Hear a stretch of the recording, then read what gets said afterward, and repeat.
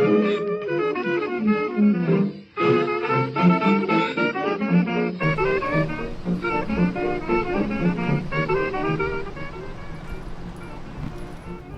hey, I'm Zach with Beaumont Events.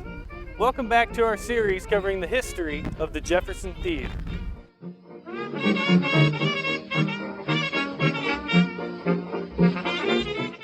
Most people are more comfortable at the movies than in a courtroom, but Beaumont Theater owner Sol Gordon was working jury booths long before projection booths even existed.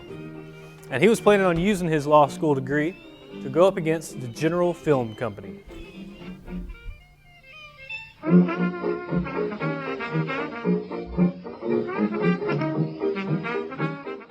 General Film Company's unfair rules and fees had been cutting into Sol's profit margins for years. He even tried reasoning with them, until after attending a meeting at their office in New Orleans where he was treated like a fool. At that point, he had had enough and began studying Texas antitrust laws to come up with a plan to fight the film monopoly. His first move was to step down from his movie business interests, for appearance sake. Afterwards, he would head west to Austin to meet with an old school buddy, Texas Attorney General J.D. Walthall.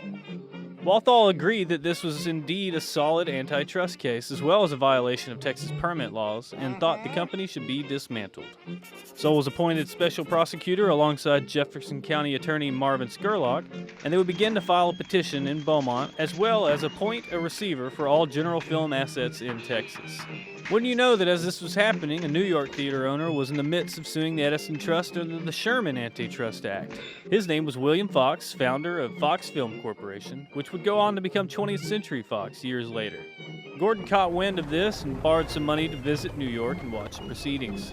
It wasn't a lengthy process. Right from the get-go, General Films offered to dissolve the Edison Trust if no criminal action were taken, but they wanted to maintain their distribution rights. You know, the thing that got Gordon involved in the first place. Luckily, the U.S. government insisted that they dissolved both. Gordon's trial went just about as quick. The trust pleaded guilty and were fined $50,000, though Gordon had asked for $2 million.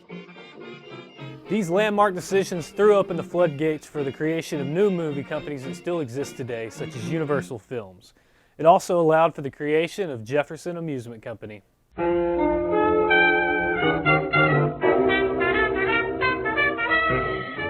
Once Gordon and the Clemens brothers got to work, they seemed to be unstoppable.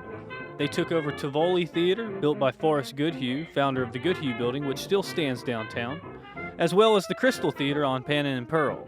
The Gordon estate eventually built the Liberty Theater, and the company would operate just these three venues for a few years.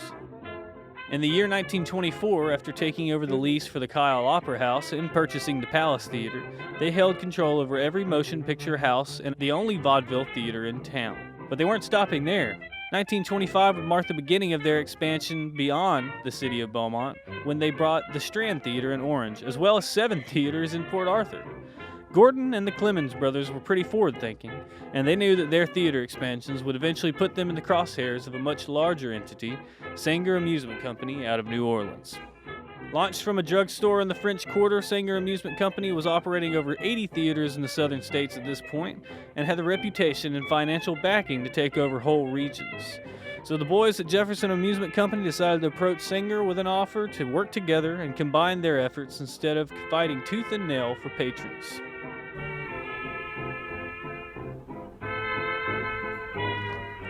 It was a two-part deal. They'd get a 50% stake in the business with the agreement that they would build a theater in Beaumont the likes of which Southeast Texas had never seen.